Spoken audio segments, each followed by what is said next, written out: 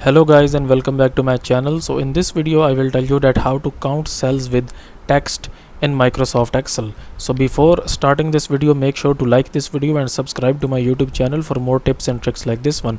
So here you can see that I have this range here. Okay, so let's suppose that if I only want to count that specific cells that contains any kind of text, so how I can do this? I will use the count if formula. I will enter equal and then I will type count if, then bracket, and then basically I will select the range.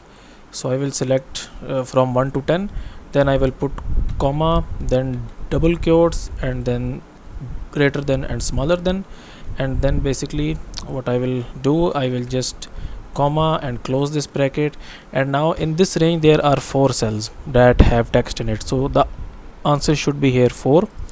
So I will just, so here you can see that we have from this range from 1 to 10 we have 4 cells that have some text in it. So that's it for this video guys. If you find it useful, kindly like this video and subscribe to my channel, and I will meet you in the next video.